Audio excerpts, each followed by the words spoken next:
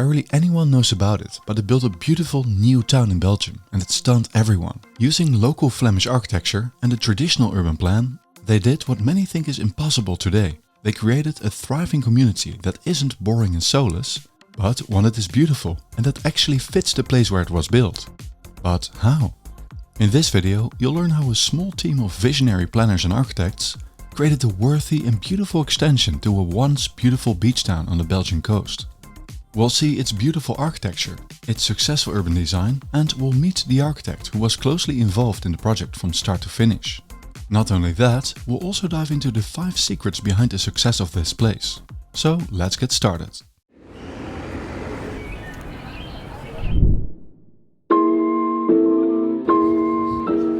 I'm in the beautiful city of Bruges, Belgium. And although it's a stunning city, I haven't come here to just drink leffe beer and eat fries and waffles. Instead, I've come here because it's nearby a very special new development that's just a 20-minute drive from here. And that new town is called Heulebrug. When you arrive by car, you see a village in the distance. But what you see isn't one of Belgium's medieval towns that have been here for 1,000 years. No, this one is brand new. When you come closer, you see its majestic tower rise over the brick gables and quaint facades. Everything here was built recently and has been the work of a number of visionary architects, the vision of one mayor, and the outcome of a short but intense design process, a so-called charrette, plus a number of design guidelines and a lot of effort to keep this vision intact. It sounds impossible, and yet Heulebrug is indeed very real.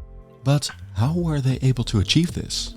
Meet Mathias Delrue, an engineer and architect who has been involved from the very beginning. I'm Mathias Delrue. I'm a civil engineer and architecture and urbanist, and I've been working on this project, Heulebrug, for more than 25 years now. To understand why they built Heulebrug, we have to look at the town it belongs to. Knokke started out as a humble fishing village. However, in the 19th century, the town became a fancy seaside resort town. Beautiful hotels arose as it became the place to be for European royalty who wanted to stay on the beautiful Belgian coast. The town saw some of the earliest true urban plans of Belgium, which is quite unique in the country. See, Belgium has a bit of a history of laissez-faire planning. Many villages and towns in Belgium are what we call lintbebouwing. Homes were built directly adjacent to existing roads, growing long ribbon-like towns. But not so in Knokke, because here the great German planner Joseph Steuben is brought in to design a plan for a new area called Duinbergen. However, as the town keeps growing, new extensions are needed. In the 1970s, a development called KITT is realized south of the railway. It uses the rat burn principle. And the homes are built using industrial prefabrication. But this extension isn't enough. South of KITT lies another plot destined for growth. Various plans are proposed, from a simple design by public company WVI to a new villa park. But nothing happens, as the Lord Mayor, Leopold Lippens, isn't happy with the plans. It is he who decides that he wants to do things very different indeed. The Lord Mayor, Leopold Lippens, who sadly passed away 4 years ago, he indicated to my former director and my former colleagues that they had to employ the founding fathers of New Urbanism, the company DPZ, Dwayne Plater Zyperk and Company from Florida, USA, to help realize a master plan according to their New Urbanism principles. They visit Seaside with a team in 1998 and pay another visit to Dorset in the UK to visit Poundbury. The master plan by Leon Creer that was commissioned by the Prince of Wales, now King Charles. It's around that time that a team of these architects, including Leon Creer, Andres Douani and Jeff Speck, come over. They do site visits, they interview the locals and even give lectures about new urbanism. And then they start what is called a design charrette, an intensive collaborative workshop where planners, architects and stakeholders rapidly develop and refine a design project. The Lord Mayor is very clear from the start. He wants beautiful architecture that belongs to the local identity of Flanders. But what they get from local architects and developers isn't cooperation, it's resistance. In the US, many developers already know that modernist housing doesn't do well. But here in Belgium, they find an ideological commitment to modernism at any cost. However, at the design charrette, the Lord Mayor gets what he wants: beautiful traditional architecture. On another note, it's not always possible to get what you want, like in the EU Parliament, where Ursula von der Leyen survived 2 motions of censure. The news stories around these confidence challenges vary wildly, and in general, it's not always easy to get a clear view of what's happening without bias. For this reason, I like to get my news from the Ground News app and website. They gather news from over 50,000 sources from around the world, with data on their political bias, factuality and more. This helps me to feel more centered and certain in a polarized and chaotic world. A good example is the story about von der Leyen's challenge. Ground News lets me compare 135 sources about this story. The bias becomes visible. On the left, we read that she escapes the challenge strengthened, while on the right, we read she barely escaped doom. Not only can we compare headlines, we can see the biased distribution of publications, their factuality and even ownership. There's also the blind spot feature, showing what stories are only reported on by either left or right-leaning publications. I believe this is a great way to get access to wildly different viewpoints, while not falling for one particular bias. And it's ad-free, so you get your news without sensationalism, which leads to unnecessary doom scrolling. If you want to enjoy a more centered and nuanced and less overwhelming media diet, subscribe today to get 40% off the Vantage plan for a limited time by scanning this QR code or using my link ground.news/aesthetic. Again, that's ground.news/aesthetic, or click my link in the description below to get the plan that I use for just $5 a month. A thank you to Ground News, and let's continue. The charrette produces the design for the urban plan, artist impressions, but more importantly, also a system of regulations, typical elevations and a platting system, laying out various options of row houses, duplexes and houses with varying lot widths. They even go a step further and propose how to retrofit the 1970s Kijkdorp into something more, well, beautiful. But one thing is missing, the aesthetic guidance for the architects, because only a plan isn't enough to achieve this result. They need designs. They attract an international team of architects who send in designs for houses. Some of them miss the mark, but most of the architects are approved. It also leads to several house designs tied to specific plots, which buyers of those lots need to use. This is done to infuse the plan with those characteristic and exemplary designs. The next step is to get it all built, and for that they use another interesting system. One that is uniquely fitting for Belgium. You see, many Belgians don't want to buy a turnkey house. They want to build their own house. So in Heulebrug they can buy a lot and attract an architect. But what makes this project unique is that there is a quality assurance system in place that makes sure that the designs of the architects are vetted to the guiding principles that were set up, and only then are given approval.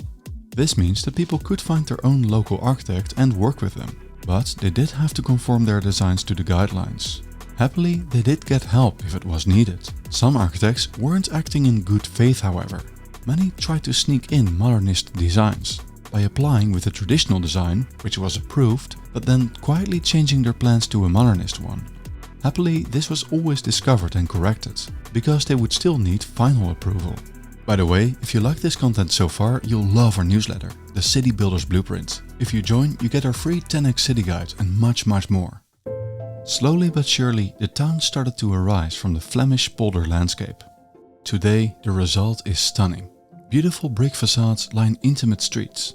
The tall tower intuitively shows where the center is located, and the canal pulls both greenery and water straight into the plan, right to the center.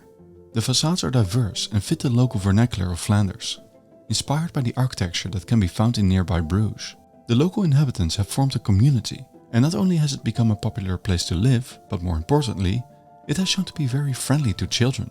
Another interesting aspect is how the garages offer extra space that could potentially be used as an accessory dwelling unit. So far, they can't be used like this, as they would probably be let out to tourists, as it is so close to the beach. But with the current housing crisis, it is being discussed again. So what were the urban design principles of Heulebrug? There are several key ones. The town uses a system of building blocks with clear delineation of public and private space. The street system is organic, with slight curves and turns. The plan doesn't turn its back on the surrounding countryside, but opens up to it, and has only frontal facades facing the view of the surrounding polders. It is designed as a mixed-use development. The aim was to have shops in the neighborhood. However, only a pharmacy has made it. This is actually a quite common challenge in new towns like this. The architecture reflects the local Flemish vernacular and uses classical principles like vertical window openings, traditional materials and pitched roofs. One often overlooked feature is the backs of the houses. In Heulebrug, there is a system of back alleys where people can park their cars and bikes. This place has an even more important function, however. In daily life, it's a place where people meet and where children can play, as it is closed off from regular traffic and it is too narrow for cars to speed. So, what 5 expert lessons can we learn from Heulebrug? First of all, a good plan doesn't take long to be made, but guarding it takes decades. The charrette only took about a week, but it has required constant vigilance of WVI to maintain the vision. Second, put cars at the back. If underground parking is unfeasible, back-of-block alleys can absorb garages and storage, so France stays civil and free of cars and clutter. Number 3. Review plans intelligently. Don't just enforce a dogmatic scheme of aesthetics, but have your reviewers of plans explain why certain elements matter. Because many design elements often have more important functions than just an aesthetic one. Number 4 is guard the landscape for everyone. Make sure you don't sell the qualities of the landscape as a luxury to single lot owners, but make sure that the entire community benefits. It will raise the value of the entire neighborhood, not just the plots that would benefit.